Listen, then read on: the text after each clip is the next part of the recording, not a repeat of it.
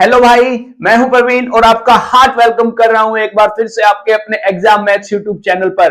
Last video में आपने ये बात जानी होगी कि एफिशिएंसी और नंबर ऑफ डेज का रिलेशन क्या है। तो आज इस टॉपिक के बारे में मैं आपसे बात कर रहा हूं, वो है एमडीएच का फॉर्मूला। शायद आप जानते भी होंगे, लेकिन मैं आपको ये फॉर्मूला साथ के साथ आपको भाई बनाना भी सिखाऊंगा। आप क्या जानते हैं कि M1 मल्टीप्लाई में D1 बाय में W1, M2 मल्टीप्लाई में D2 बाय में W2 ये होता है। शायद इसको जानते हैं, लेकिन ये फॉर्मूला बनता कैसे है, जब तक आप ये बात नहीं जानेंगे सवाल आपको समझ में नहीं आएंगे। यार सबसे पहले तो ना आप इसी बात को जाने कि जो टोटल वर्क होता है ना, टोटल वर्क वो होता है मैन मल्टीप्लाई में डेज, मैन मल्टीप्लाई में डेज, MEN, मैन। तो वो क्या होता है M1 मल्टीप्लाई में D1, और ये क्या होता है W1। ये क्या होता है जी, W1 होता है। यदि मैं इस W1 को इसके नीचे लेके जाऊं तो 1 इज इक्वल टू क्या हो जाएगा, M1 मल्टीप्लाई में D1 बाय में W1। इसका इक्वेशन नंबर 1 है, ये इक्वेशन नंबर 1 है भाई, ठीक है। यदि मैं फिर से इसी बात को लिखूं कि कोई दूसरा काम है तो आप कहोगे W2 क्या हो जाएगा सर, फिर M2 मल्टीप्लाई में D2 हो जाएगा। यदि मैं इस W2 को इसके नीचे लेके जाऊं तो 1 इज इक्वल टू क्या हो जाएगा, M2 मल्टीप्लाई D2 बाय में W2, और यही इक्वेशन नंबर क्या है, 2 है। आप एक बात जाने, ये LHS है, ये LHS है। यदि दो इक्वेशंस की LHS बराबर है तो इसका मतलब ये होता है कि उनकी RHS भी क्या होगी जी, बराबर हो जाएगी। ये क्या है इनकी, ये RHS है, RHS भी क्या हो जाएंगी सर, बराबर हो जाएंगी। तो यहां से एक बात निकल के आती है कि M1 मल्टीप्लाई में D1 बाय में W1 इज इक्वल टू क्या होता है, M2 मल्टीप्लाई D2 बाय में W2। यही तो वो फॉर्मूला है। यदि मैं आपको बोल दूं कि वही काम करवाना है दोबारा भी, तो इसका मतलब क्या हो जाएगा, फिर W1 बराबर W2 हो जाता है, और फिर इस केस में हम इस W1 से W2 को हम काट देते हैं, कैंसिल कर देते हैं। तो यहां से आपको छोटी छोटी सी 1 से 2 बात याद रखनी है, वो ये है M1 D1 बाय में W1 बराबर M2 D2 बाय में W2। एक बात तो ये हुई। फिर आपको याद रखना है कि M1 D1 H1 बाय में W1 बराबर M2 D2 और H2 बाय में W2। तो अब ये H क्या बोला है सर, इस H का मतलब होता है आवर्स, HOURS, आवर्स। तो जैसे आपको सवालों में दे दिया जाता है कि एक व्यक्ति प्रतिदिन 6 घंटे काम करता है, तो वो 6 घंटे क्या है, H, वही H होता है, ठीक है। तो इसमें शायद एक बात और भी हो जाती है फिर बाद में, M1 D1 H1 और E1, और यहां पर क्या आ जाएगा, M2 D2 H2 और E2 बाय में क्या, W2। अब ये E2 क्या वाला आती है, अरे पहले तो H1 आता है फिर E2 आया। अब ये E है भाई एफिशिएंसी। एफिशिएंसी क्या होती है, एक दिन में, एक घंटे में, एक सेकंड में या एक मिनट में किया गया कार्य क्या होती है, एफिशिएंसी होती है। ये बात मैं आपको पहले भी बता चुका हूं, ठीक है। तो ये 3 बातें आपको जाननी है। यदि W1 बराबर W2 हो जाए तो फिर W1 से W2 क्या हो जाता है जी, कैंसिल हो जाता है। वहां पर फिर आपको सीधा लेना पड़ता है, ठीक है। तो मैं एक छोटा सा सवाल से हम शुरुआत कर रहे हैं आज के काम की, इसको मिटा दें तो हम आगे बढ़ते हैं और लेते हैं एक छोटा सा सवाल। यही वो फॉर्मूला है जो आपको सीधा याद करवाया जाता है, किसको याद कर लो, अरे मैथ याद करने के लिए नहीं होता है, ठीक है। मैथ को समझना पड़ता है भाई पहले। जब तक आप एक बात का या रीजन नहीं जानेंगे तो वो बात आपको याद होगी ही नहीं भाई।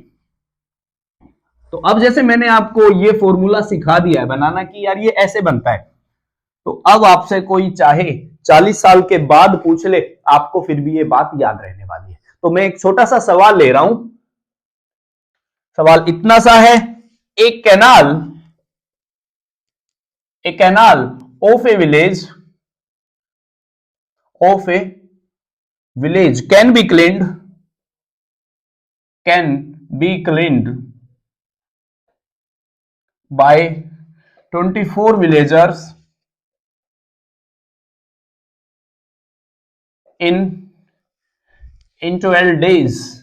इन 12 डेज मतलब क्या है, गांव की एक नहर को 24 ग्रामवासी 12 दिन में साफ करते हैं। The number of days in वाहिल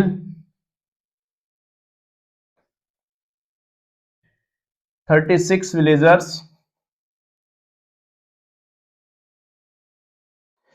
can clean the canal is can clean the canal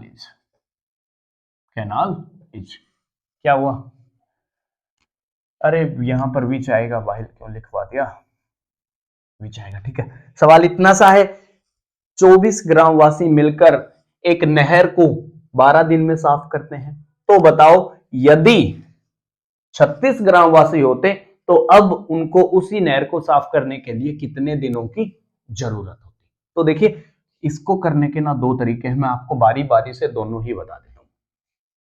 सबसे पहले तो आप एमडीएच से ही देख लें यार, पहली लाइन में आदमी कितने हैं, तो आपका जवाब होगा M1 कितने हैं सर, 24 हैं। फिर डे कितने हैं, 12 दिन लग रहे हैं। फिर जो दूसरी लाइन है उसमें M2 कितने हैं, 36 हैं। और आपसे D2 के बारे में पूछा गया है।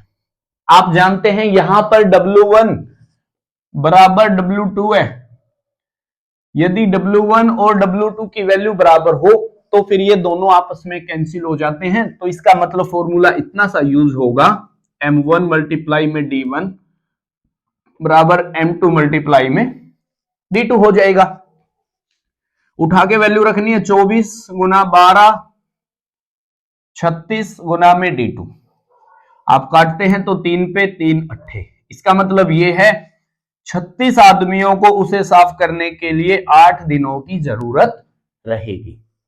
36 आदमियों को, 36 ग्रामवासियों को उसी नहर को साफ करने के लिए 8 दिनों की जरूरत रहने वाली है। ठीक है, एक तो ये है तरीका आप इस सवाल को करने का। ठीक है, और जो दूसरा तरीका ना वो ये कहता है, जैसे यहां पर बोला उसने, जो वर्क है ना वही फिक्स है, और आप जानते हैं ये क्या होता है, मैन मल्टीप्लाई में डेज। और जब एक चीज फिक्स हो और वो दो चीजों की मल्टीप्लाई हो, तो जैसे आदमी 24 से 36 हो रहे हैं, मतलब 2 से 3 हो रहे हैं।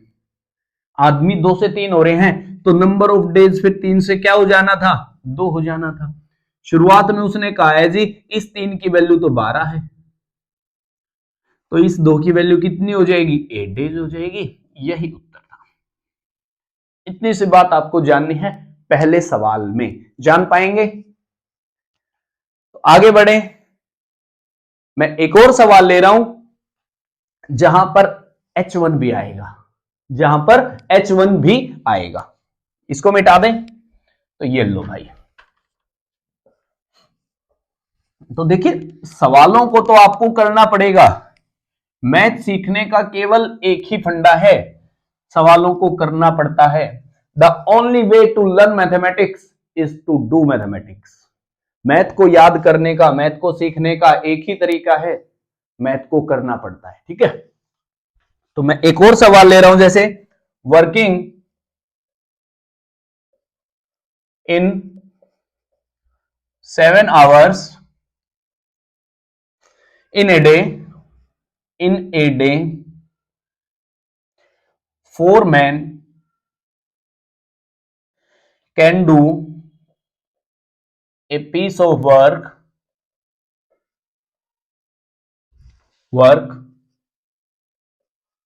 work in 8 days, 8 days। इस सवाल में क्या बोल रहे हैं, 7 घंटे प्रतिदिन काम करके 4 आदमी एक काम को 8 दिन में करते हैं। Working working working 8 hours per day या per day, the required number of days या नंबर ऑफ मैन आएगा, number of man to perform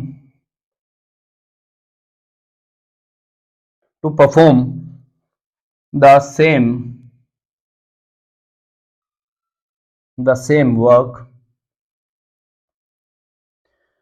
same work in 4 days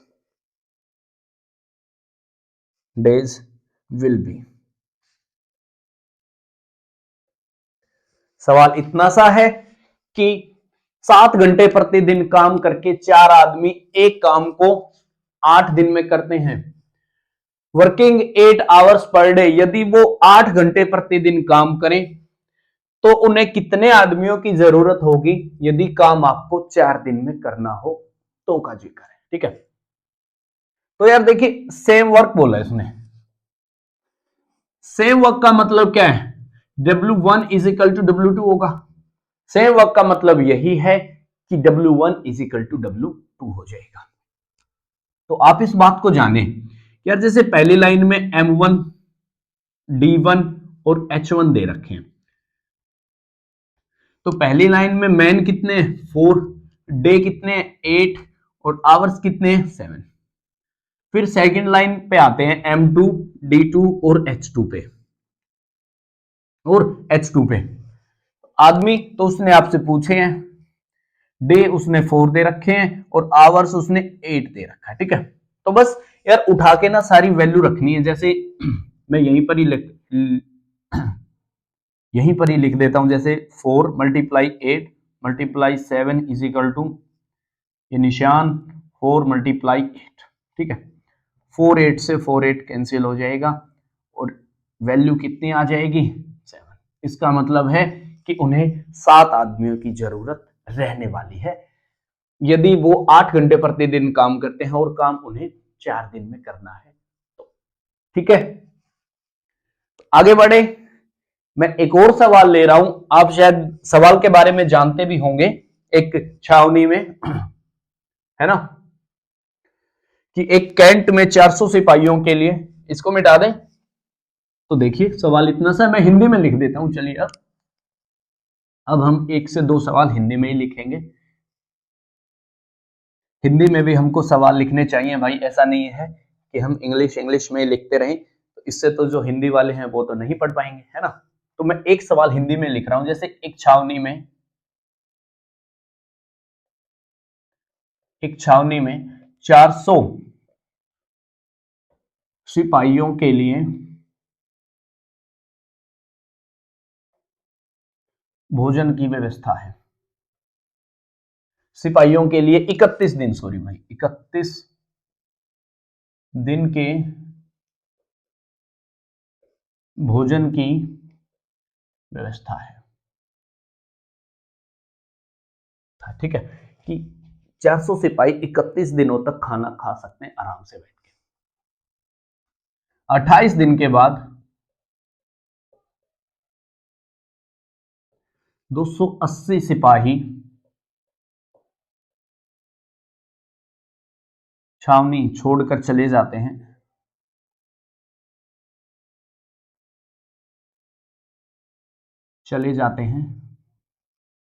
तो बताओ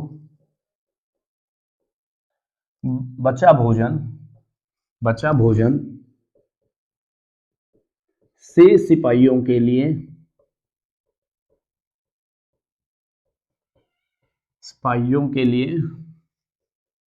कितने दिन और चलेगा, कितने दिन पर्याप्त रहेगा, लिख देते हैं। ठीक है, पर्याप्त रहेगा। तो इस सवाल को करने के भी 2 तरीके हैं, 2 क्या इसके तो यार ज्यादा भी हो सकते हैं। ठीक है, मैं एक ही तरीका आपको बता रहा हूं तो जैसे MDH पर ही बता देता हूं। आप एक बात बताइए यार, यदि ये 280 सिपाही छोड़कर नहीं जाते,